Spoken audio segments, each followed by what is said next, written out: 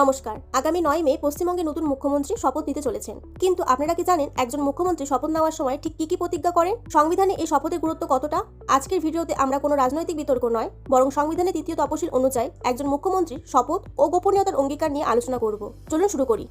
শপথ গ্রহণ প্রক্রিয়া। ভারতের সংবিধানের ১৬৪ এর ৩ নম্বর অনুচ্ছেদ অনুযায়ী রাজ্যপাল মুখ্যমন্ত্রীকে শপথ বাক্য পাঠ করার, যেখানে মুখ্যমন্ত্রীকে দুটি আলাদা শপথ নিতে হয়, যথা পদের শপথ ও গোপনীয়তার শপথ। পদের শপথ। এই শপথে তিনি অঙ্গীকার করেন যে তিনি ভারতের সংবিধানের প্রতি প্রকৃত শ্রদ্ধা ও আনুগত্য পোষণ করবেন।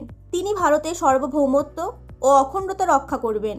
তিনি ভয় বা পক্ষপাতিত্ব, অনুরাগ বা বিরাগের বশবর্তী না হয়ে নিষ্ঠার সাথে তার কর্তব্য পালন করবেন। তিনি সংবিধান ও আইন অনুযায়ী সব শ্রেণীর মানুষের প্রতি ন্যায় বিচার করবেন। গোপনীয়তার শপথ। তিনি যে গোপনীয়তার শপথ নেন তার মূল ভিত্তি হলো দুটি। 1 নাম্বার, তথ্য সুরক্ষা। মুখ্যমন্ত্রী হিসাবে তার কাছে আসা বা তার জানা কোনো বিষয় তিনি অন্য কোনো ব্যক্তিকে সরাসরি বা পরোক্ষভাবে জানাবেন না। 2 নাম্বার, কর্তব্য পালন। প্রশাসনের গোপনীয় কোনো তথ্য তিনি কেবল তখনই প্রকাশ করবেন যখন তার সরকারি দায়িত্ব সঠিকভাবে পালন করার জন্য সেটি একান্ত প্রয়োজন হবে।